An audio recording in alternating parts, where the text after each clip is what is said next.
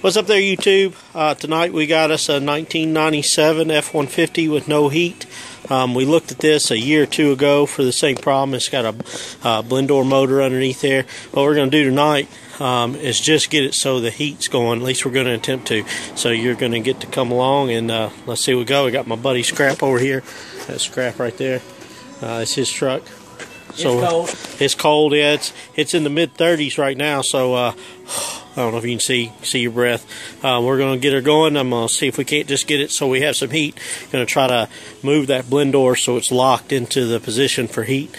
And I'll show that to you. Hold on just a second. Yeah. Do you have any of their stuff on CD? No. Can we burn them for you? No, I'm good. We got it on Okay, that's good. on MP3. Yeah, that's good. You smoking something? No. Oh, not smoke.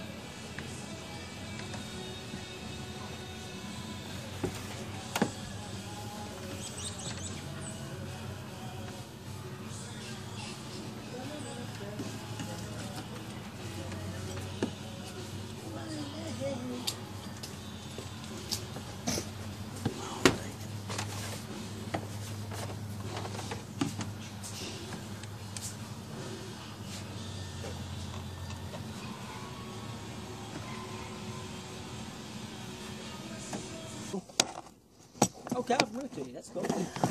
Just sitting there being not used. Yeah, I'll use it. Go. Alright, just to show you, don't have to have anything fancy. This here is a Sears Craftsman quarter-inch drive wrench, and that is a my whole set of quarter-inch drive metric sockets and my standard sockets. Our gear wrench brand came from Advanced Auto Parts, so you don't have to spend a whole lot of money to have something that'll get the job done. A lot of my stuff is snap-on, Matco, coil, things like that, but not all of it. You don't have to spend a whole bunch of money, especially for the average do-it-yourselfer. That even if you're getting into the automotive repair industry or something like that, you don't have to go out and spend big bucks on all the stuff.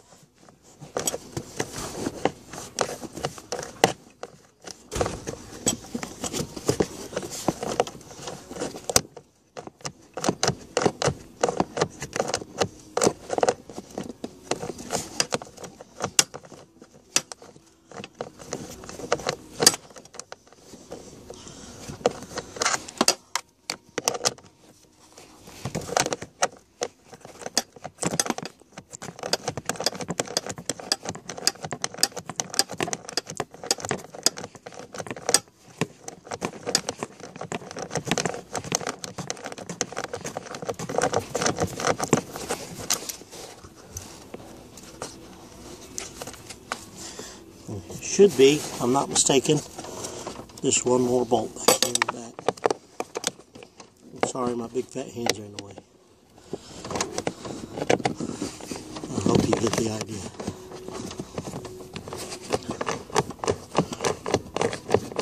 Now I have snap-on or Matco. Oh, it's a Cornwell. I have a Cornwell quarter-inch drive ratchet. It's a lot tighter toothed. I also have a gear wrench brand quarter-inch drive ratchet I like better than this one too, but I'm trying to just show y'all that you can do this stuff without spending all that money on that real expensive stuff. Alright, got the screws out, look at there, that thing just pops right out. There it is. I think what I'm actually going to do, here's your part number. I think what I'm actually going to do is try to talk him into, let's just buying a new one. Okay. Uh-oh, problem's actually the door's broken. See that right there? That's a piece of the door.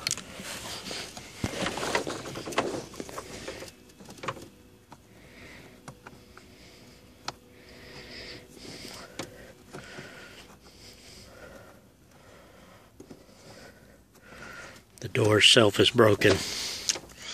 Damn. See if I can show that to you. This camera. You're right. There's a door right here. That door is actually broken. Changing that motor. I don't think it's going to make a difference.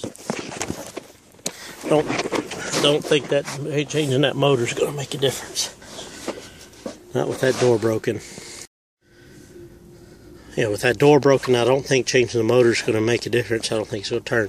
But what we're going to do, I'm going to go ahead and start the car, the truck, and set over the heat.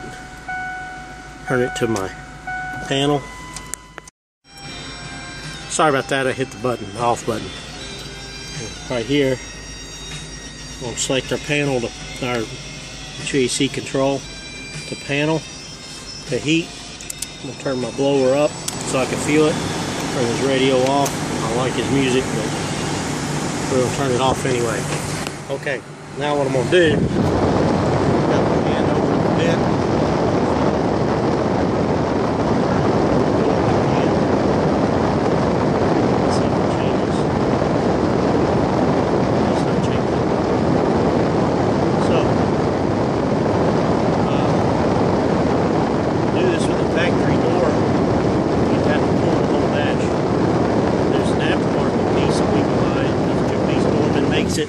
Where we would pull the dash, the glove box out and cut a panel out and go in. We might do a couple of pieces that we'd have to cut, but yeah, I'm happy to do that, but I don't know if he's going to want to do that, so we're gonna go talk to Scrap real quick and see what he says, and we might be putting it back together. I was hoping that we could just get in there, move the door to the open position, and wedge it that way and just leave the motor out for now, and then when he's ready to put the motor in, we go ahead and put the motor in. But with the door actually being broken, that's going to be a no-go. We're going to have to replace that door inside the box, which means we're going to cut the box open. Either that or you have to pull the dash, and quite frankly, on this body style F150, these are the hardest dashboards I've ever done in my life. And I swear, unless I absolutely have to, I ain't doing one. Eventually, I'm going to have to pull this one out because I got to put a heater core in it. But this heater core is leaking. But we keep it topped off. He's just wanting to get some heat to get through this cold winter. But I don't know. We'll have to see what he wants to do. Okay, so we have our blend door motor out. We've got a new one here. What we're going to do next, let me show you how this is set up. Now, I'll be able to show you better here whenever we go get the new one, the old one out.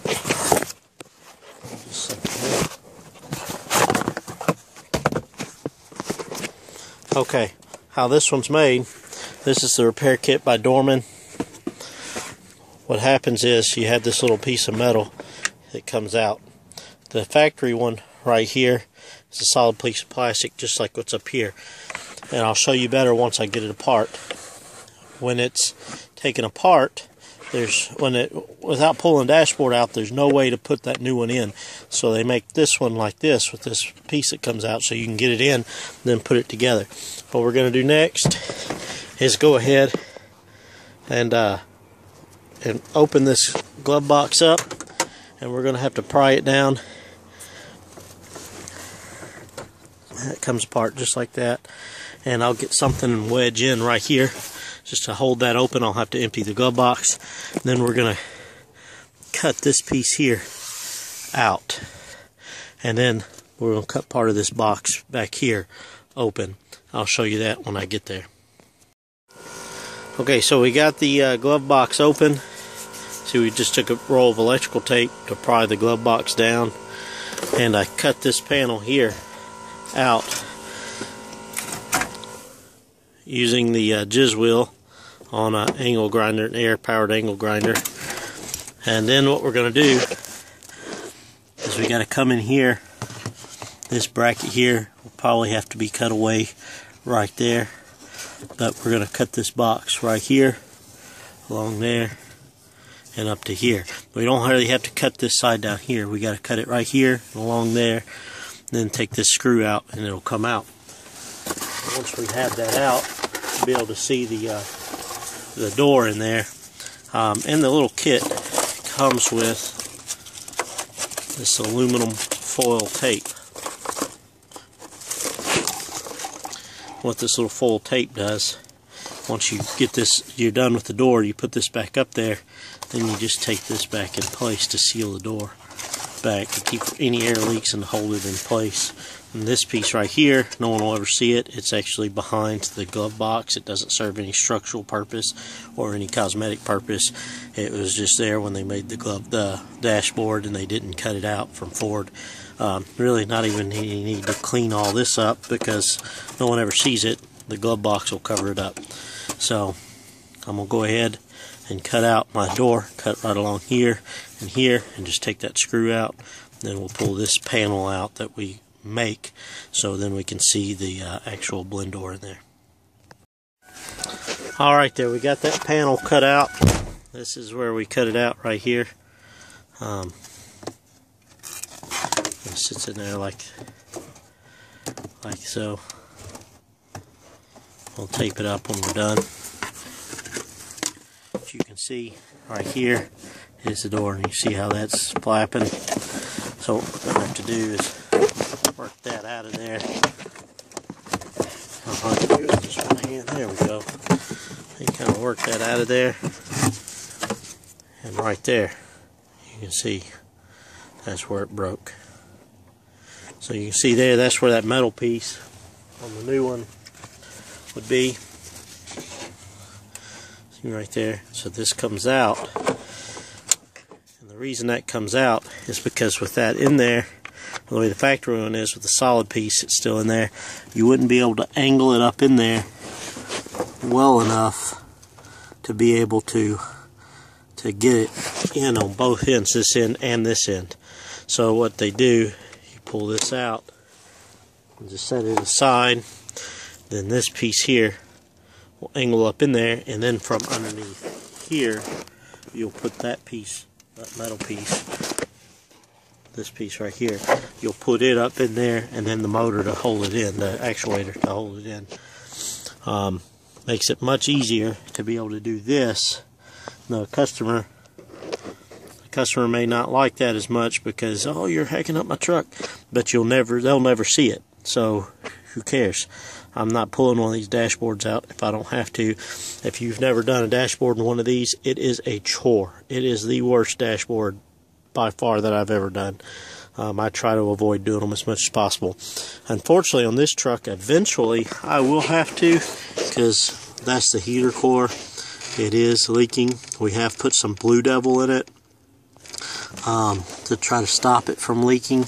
But unfortunately, I don't think it's doing its job. It still leaks a little bit. But for now, we're just trying to get him a little bit of heat, get him down the road, get him through this winter. He, musician trying to make it, doesn't have a lot of money, so we're just trying to help him out. Matter of fact, we're kind of pro bonoing the labor here, because he's a friend of mine from my church, and our church has been good to us here over the last few months since I went down on my back. So I'm just trying to pay that back, pay forward on that, and or pay backwards, however you want to look at it. I don't know, I don't care. So we're gonna put that door in there and get that put up, and then I'll show you how it works. Alright, we got our door in there. Down here, the new motor's plugged in. So right here, I'm going to turn this from cold to hot. Right, it's on hot now. It's on hot. The door's open, exposing the heater core to allow air to flow across the heater core. That's how you get your hot air. We'll close it. Look at there. The door closes, seals off the heater core, which seals off the warm air, so the heater core is no longer in play with the air flowing through there. It's just going to blow cool air. Bring it back up, opens up the heater core,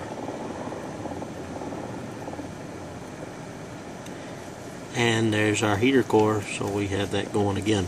Now I'm going to put this box back together, tape it up, show you how that looks, and then we'll go forward from there.